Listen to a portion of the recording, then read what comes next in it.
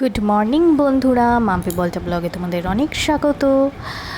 তো দেখো, এই যে আমার মা রেডি হয়ে গেছে, মা যাবে অফিসে। তো এই যে মা অফিসে যাচ্ছে আর আমার বর আমার মাকে অফিসে নামাতে যাচ্ছে। তো তোমরা ভিডিওটা দেখতে থাকো। হ্যালো বন্ধুরা, গরমে সবাই কেমন আছো? উফ, প্রচুর গরম পড়েছে। গরমে কিছু কাজ করতে ইচ্ছা করছে না, ভালো লাগছে না, কেমন একটা যেন লাগছে গরমের মধ্যে। তো কাজ তো করতেই হবে, কাজ করে তাড়াতাড়ি স্নান করে একটু রেস্ট নেব।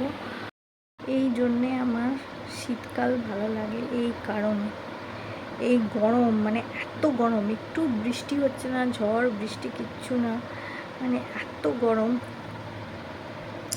এখন মানে মনে হচ্ছে শীতকালটা অনেক ভালো, অনেক ভালো। মানে এত গরম পড়েছে, এত মানে কি বলবো, গরমটা সহ্য করা যাচ্ছে না প্রচুর।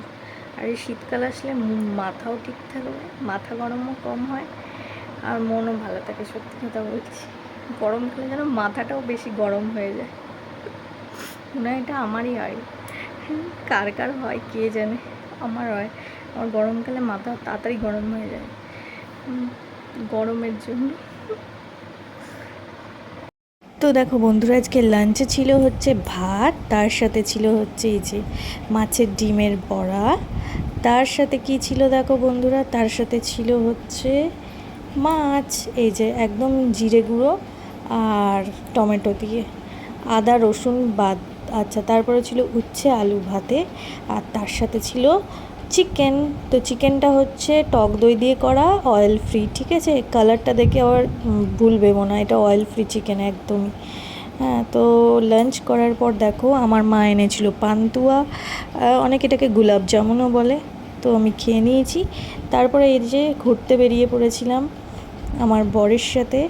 আমি বললাম ঘরের মধ্যে আর ভালো লাগছে না, এবার আমি রেগে যাব, আমার মাথা গরম হয়ে যাবে, তুমি আমাকে নিয়ে শিগগিরই ঘুরতে বেরিয়ে পড়ো। বিকেলবেলায় একটু ঠান্ডা ঠান্ডা হাওয়া খাওয়ার জন্য একটু জমির ধারে, একটু পুকুর মানে নদী বা পুকুরের ধারে যেতে ইচ্ছা করছিল। তো লাস্টে আমরা গেছিলাম রামনগর।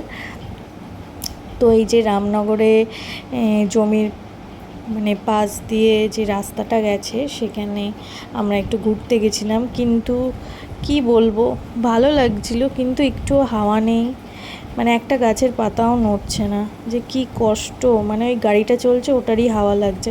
আকাশটা দেখে ভেবেছিলাম মনে হয় মেঘ করছে, বৃষ্টি হবে, তো না, বৃষ্টি তো হবে না। বৃষ্টি আমাদেরকে কষ্ট দেবে, শুধু দূর থেকে হাই হ্যালো বলবে, কিন্তু বৃষ্টি আর হবে না। কুন্তিঘাটে তো নাই, রানাঘাটে নাকি আগামীকাল মানে বৃষ্টি হয়েছিল।